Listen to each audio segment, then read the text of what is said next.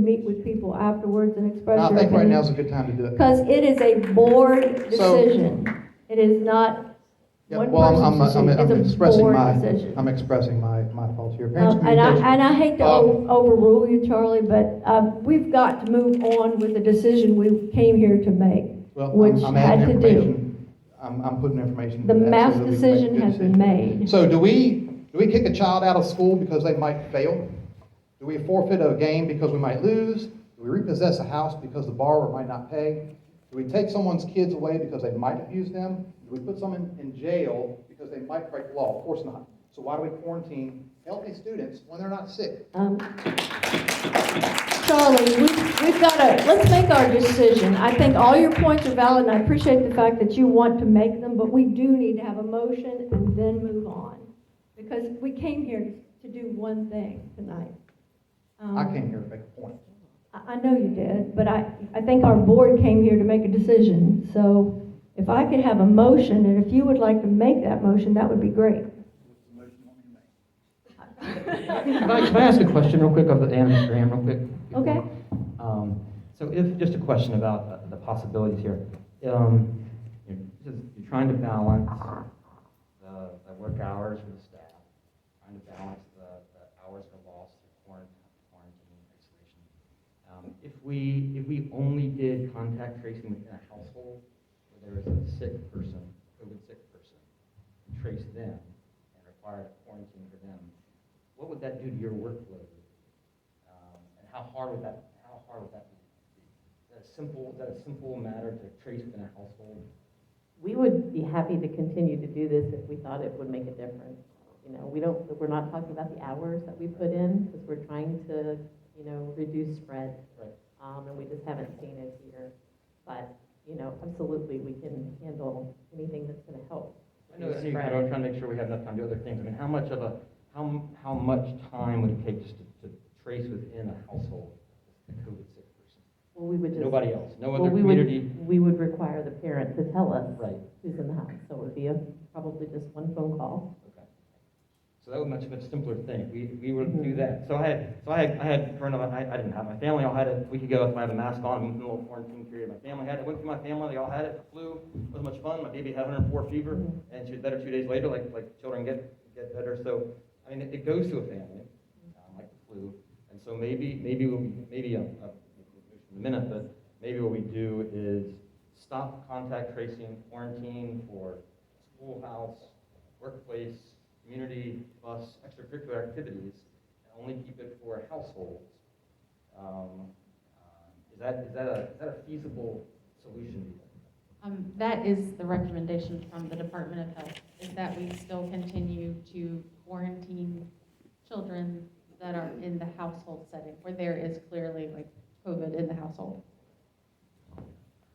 So from the board, is there a motion about contact tracing and quarantining that we can get on the floor so that we can move forward? Yeah, I have a motion. I have a motion then to stop, in accordance with VDH policy, stop all contact tracing, quarantine for everything except the house. Is there a second? Discussion. Well, after the second. Is there a second?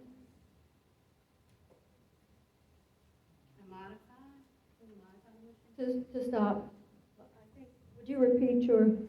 I said just to go with the Department of Health recommendation to stop all contact tracing and quarantine for everywhere except in a household. Did I say that right? Is that true?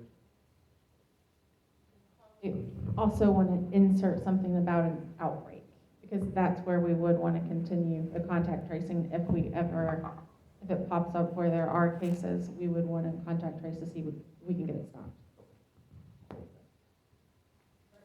In that case, we could use the Test to Stay program, so kids could still come to school if they choose.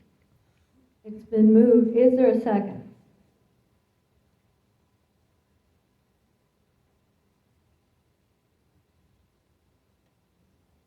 I'll second it. I'll second it. I want to make a discussion Mr. about it. Sheets seconded, and the way the process works is we have a motion on the floor, and now it's time for the discussion by our board before we make a final vote.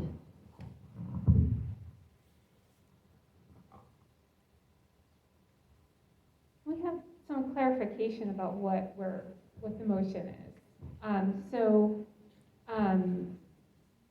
You said following the current EDH guidelines, so that doesn't completely eliminate contact tracing.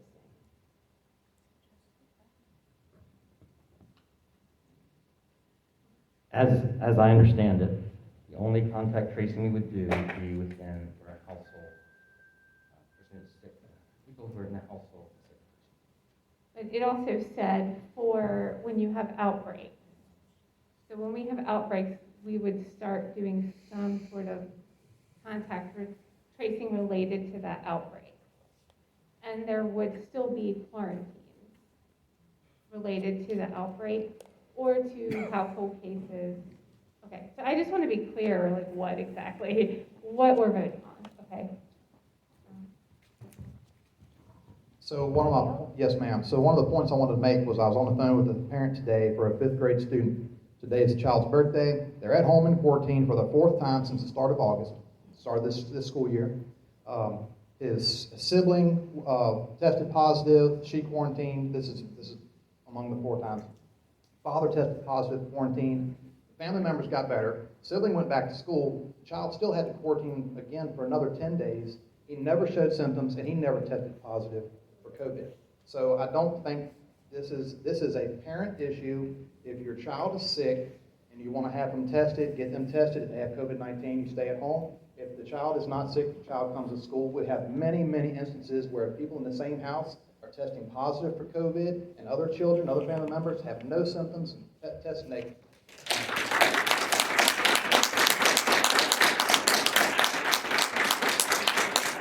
I'm not saying that Mr. Wingate is wrong, but this needs to go. This needs to go away. We're done with this. Let's go on about our lives. Look, we need teachers that want to get back to teaching. Parents want to get back to sending their kids to school to learn. Nurses can get back to taking care of kids on stuff that really matters and not the sniffles and sneezes and the possibility of somebody getting sick. The contact tracing just needs to go away.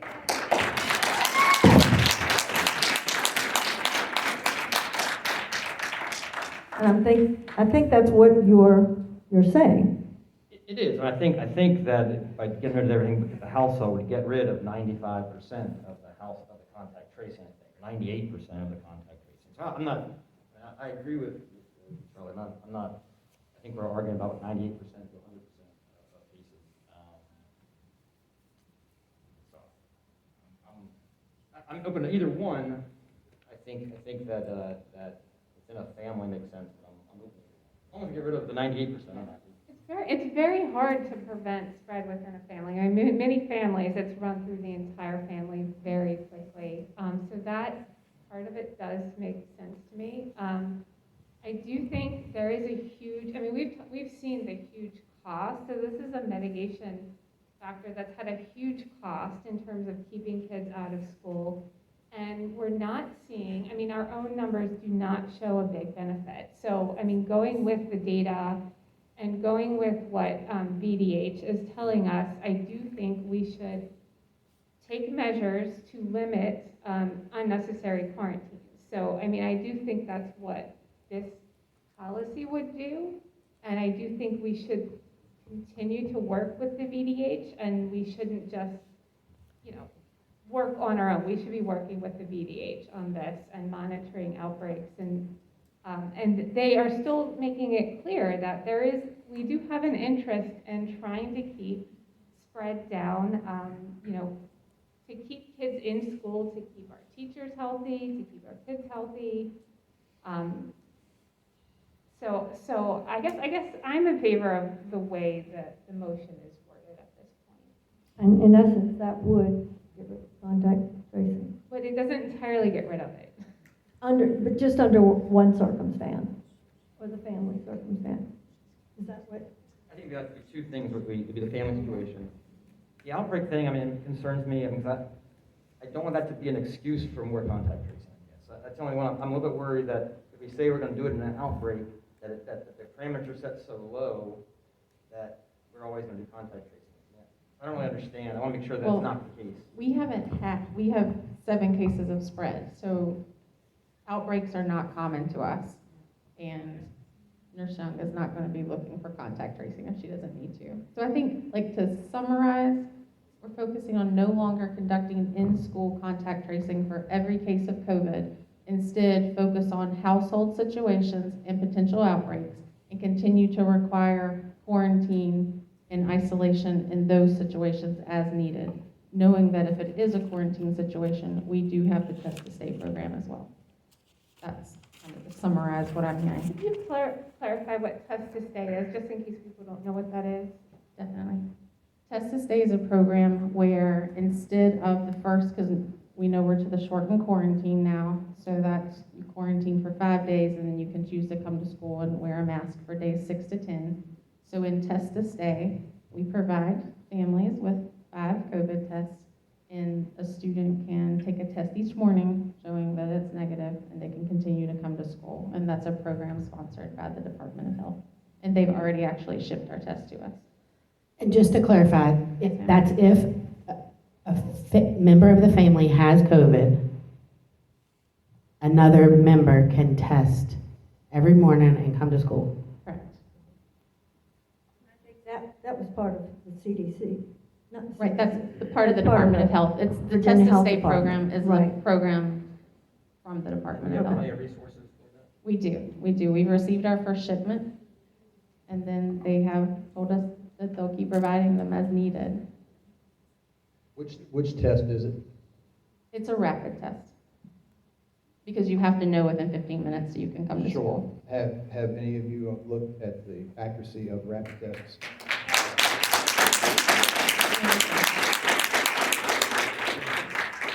The other option would be the student quarantines at home, though, since we know there's an active case in the household. So,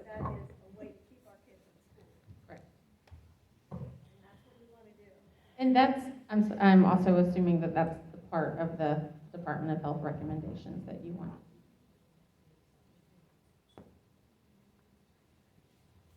Any other comments from anybody else? One more question, I'm just trying to make sure I understand. So can you give me a percentage, you think, if we did this, if we went to this family, this outbreak exception thing? Now, I'm looking for a high number of folks, of the cut that we do for quarantine. What percentage of the current folks who are out, do you estimate there to be if we went to this policy? It's a hard question, right? A ballpark. The majority we quarantine now are because of the close contacts in school. So it would cut, it was, 80-90%. oh, We get yes, 80, yes, 90% yes, quarantine. absolutely. I think that's what we want. We want this to be a high, get rid of nearly all quarantine laws for keeping people safe and having teachers feel like they're in a safe working environment. And we're still reporting data and reporting cases, so people know there are cases happening. Are we ready for a vote?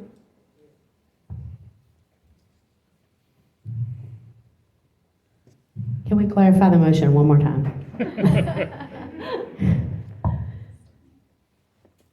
Anna, will you clarify one more time, You want- just in bullets? All right, Yeah. do you want me to read kind of? That would be great. Written down? Okay.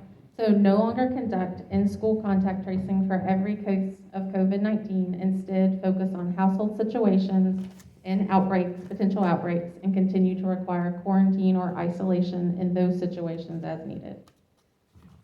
When you say school, we're not doing it on a bus, we're not doing athletic, not that. It's we're not only doing anything, household? Only household. And then if the case where we know I'm positive, we know Michelle's positive, we know Jeanette's positive, something's going on, let's check the rest of their friends to make sure they're okay situations.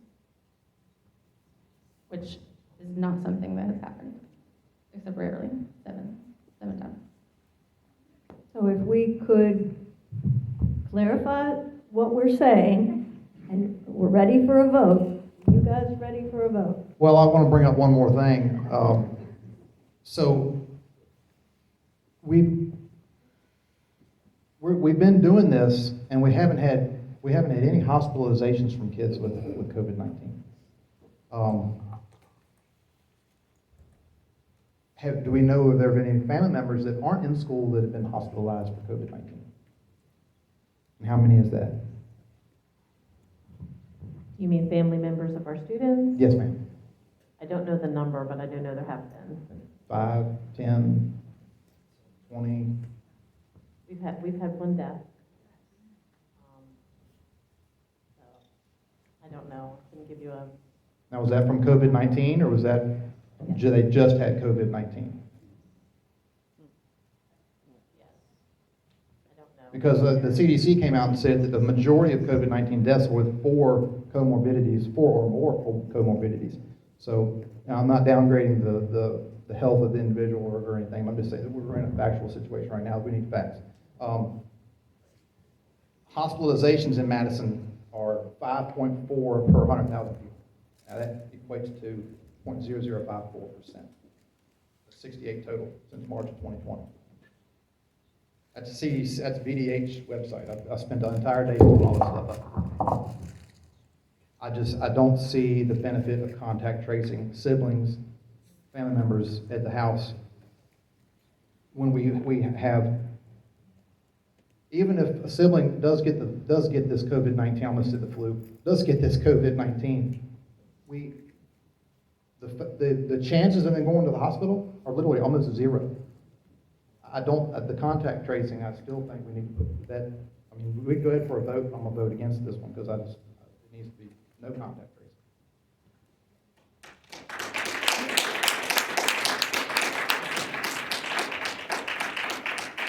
What's the pleasure of the board? We ready to vote?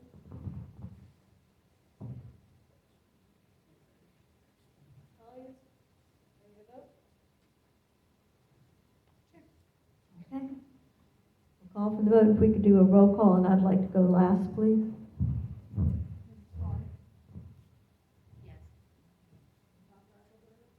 Yes. No. Yes. Yes. And so that passes. And what I would like to say to everybody, this pretty much concludes our meeting for this evening. And what I do want to say to everybody that's here, obviously, we have to hash things out. But when things are hashed out and decisions are made, we will support each other in those decisions. So we appreciate all your input this evening. We appreciate everything that you've said. We hope we have worked together to make the best decision that we as a board could make. So this meeting is adjourned.